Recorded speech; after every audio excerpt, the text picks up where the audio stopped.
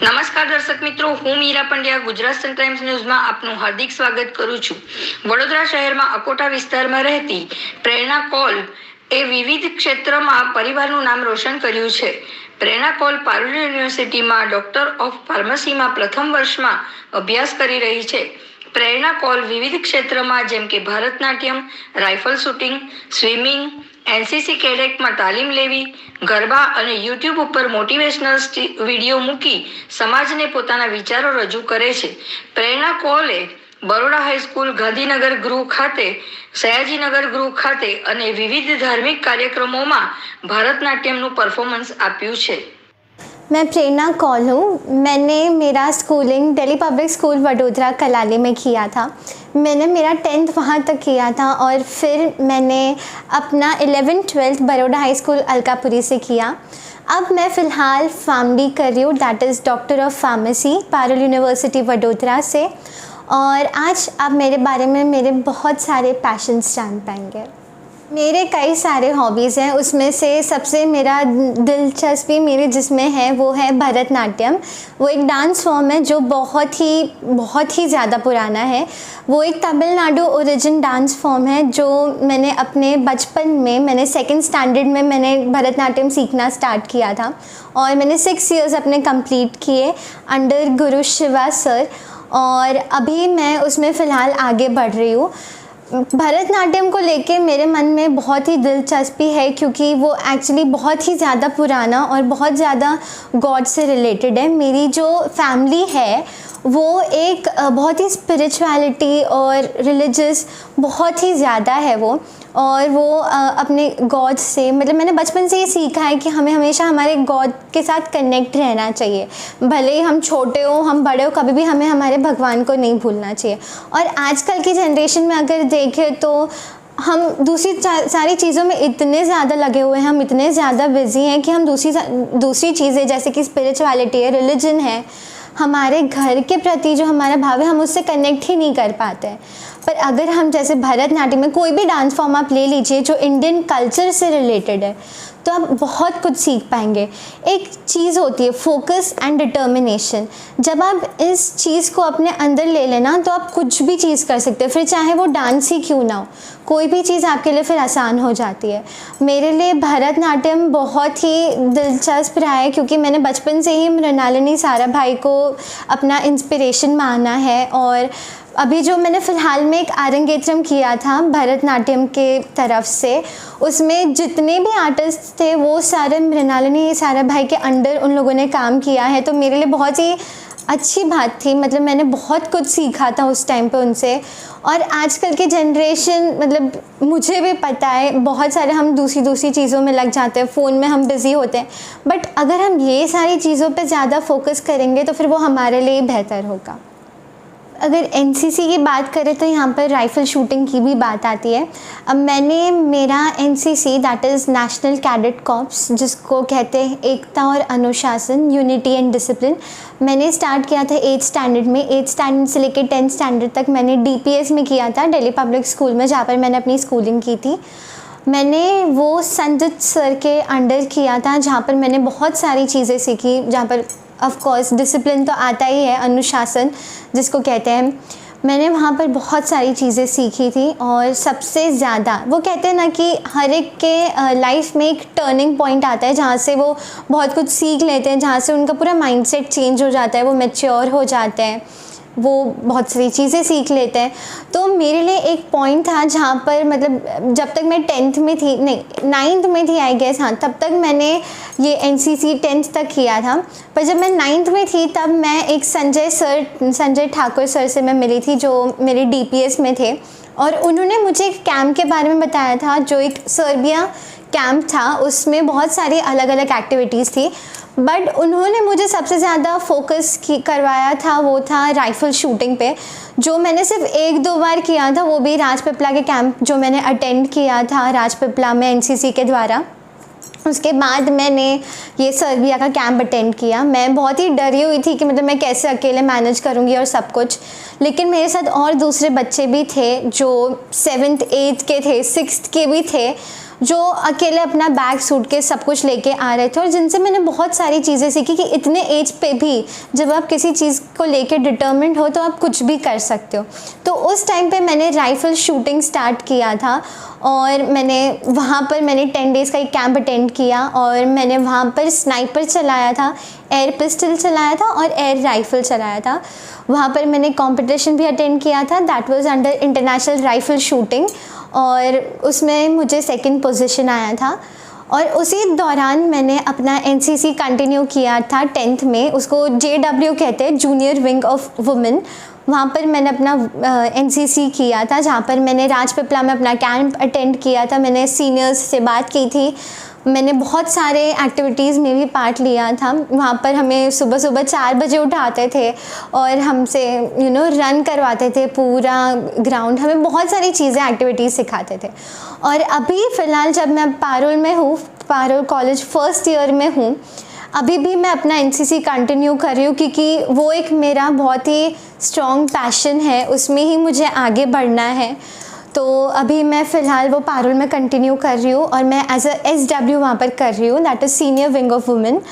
और अभी उसमें मुझे काफ़ी आगे बढ़ना है क्योंकि उससे मैंने बहुत सारी चीज़ें सीखी है। एनसीसी ने ही मुझे डिसिप्लिन और यूनिटी सिखाया है कि लोगों के साथ मिलजुल कर कैसे रहना चाहिए और कैसे अपनी लाइफ को डिसिप्लिन्ड वे में अपनी लाइफ आगे बढ़ानी चाहिए। और जैसे कि अब हम देखते हैं कि दूसरे बच्चे, जैसे मेरे जो फेलो मेट्स हैं उनको हम लोग ट्रेंडिंग वर्ड में हम लोग कहते हैं जेन ज़ी। अब ये जेन ज़ी के जो बच्चे हैं, सब लोगों ने देखा है, पेरेंट्स भी काफ़ी कंप्लेन करते हैं, हमने भी देखा है कि बच्चे सीधा जैसे ही उठते हैं वैसे ही मोबाइल ले लेते हैं, कोई भी चीज़ हो मोबाइल ले लेते हैं, वीडियो गेम्स खेलते हैं, सब कुछ करते हैं। अभी देखिए, टेक्नोलॉजी अपने साइड पे है, पर जब हम टेक्नोलॉजी का गलत इस्तेमाल करेंगे तो हमारे साथ तो गलत ही होगा ना। पर अगर हम टेक्नोलॉजी का सही तरह से इस्तेमाल करेंगे, टेक्नोलॉजी का भी 2 साइड्स होता है, एक गुड साइड और एक बैड साइड। अगर आप उससे नई नई चीज़ें सीखेंगे, जो आपको पसंद है उस चीज़ के बारे में सीखेंगे, अगर आपके पैशन के बारे में सीखेंगे तो आपके लिए वो बेटर होगा। हमेशा हमें हमारी बेटर साइड पे जाना है, कोई भी अपने ड्रॉबैक्स के लिए नहीं जाएगा। तो टेक्नोलॉजी का एक अच्छा इस्तेमाल करना चाहिए। जैसे आजकल के बच्चे हम लोग देखते हैं, हर किसी छोटे से छोटे बच्चे भी हों वो खेलने कूदने में लग जाते हैं, लेकिन कोई भी बाहर जाके नहीं खेलेगा। PUBG है, COD है और पता नहीं क्या क्या है, पर ये सब चीज़ों में लग जाते हैं। उनसे उसका माइंडसेट भी बहुत ख़राब हो जाता है। हम लोगों ने न्यूज़पेपर आर्टिकल्स में भी देखा होगा, बहुत सारे बच्चे सुसाइड कर लेते। कोई एक ब्लू व्हेल करके एक गेम आया था बीच में, उससे भी कई सारे बच्चों ने इंडिया में भी सुसाइड किया था। तो टेक्नोलॉजी का सही यूज़ करना आना चाहिए। जैसे मैंने अपने मैंने बहुत सारी चीज़ें देखी है, एनसीसी के बारे में, स्नाइपर्स के बारे में, राइफ़ल्स के बारे में। तो उस तरह से हमारा जो भी पैशन है, हमारा जिसमें भी इंटरेस्ट है, हमें उस चीज़ को लेके टेक्नोलॉजी का यूज़ करना चाहिए। अभी मैंने मेरा एक यूट्यूब चैनल फ़िलहाल में स्टार्ट किया था। फ़िलहाल में कह सकते हैं 2019 में स्टार्ट किया था, जब पूरा वर्ल्ड पैंडेमिक से गुज़र रहा था, जो बहुत ही डिप्रेसिव था, जो बहुत ही दर्दनाक था सबके लिए। अब उस टाइम पे मेरा 10th बोर्ड्स मेरा जस्ट ख़त्म हुआ था और तभी just after the next day, जैसे ही मेरा 10 बोर्ड ख़त्म हुआ उसके नेक्स्ट डे ऐसे ही घर पे सब बैठे हुए थे, there was nothing to do, पता नहीं था कि क्या करना है, इतने दिन क्या करेंगे। तो तभी मेरी मम्मा मेरी इंस्पिरेशन थी यूट्यूब चैनल ओपन करने में।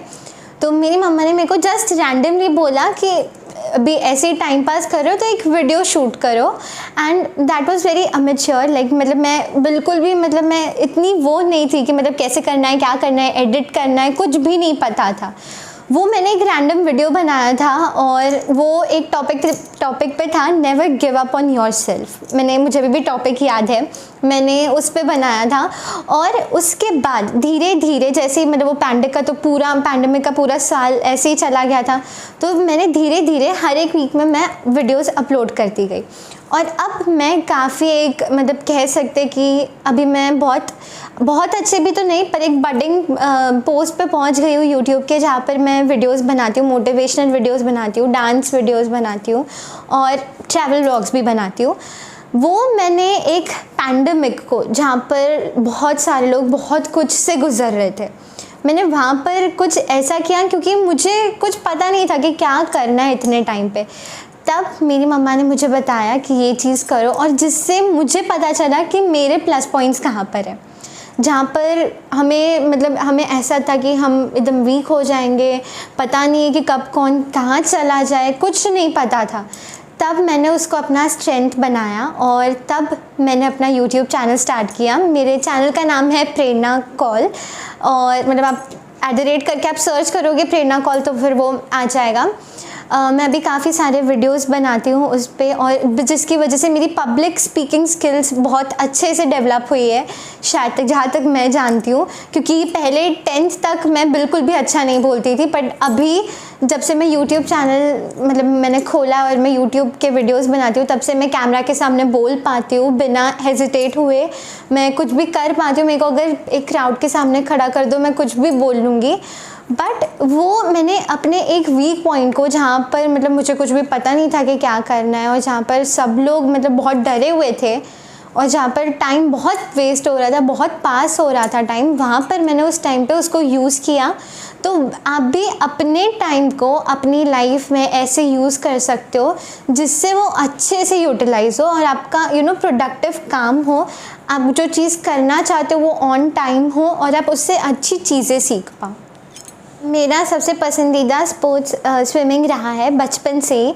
मैं जब दिल्ली पब्लिक स्कूल वडोदरा में थी, तब मेरी एक मैम थी सुनीता मैम करके, जो अभी भी उधर स्विमिंग सिखाती हैं।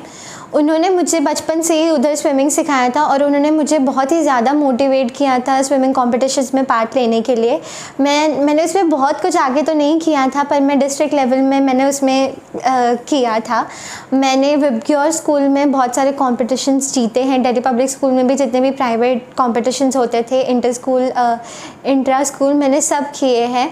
और बचपन से ही एक था, मेरे को पानी में खेलने में मज़ा आता था, तो फिर स्विमिंग मेरा एक बहुत ही जैसे मनचाहा हॉबी रहा है।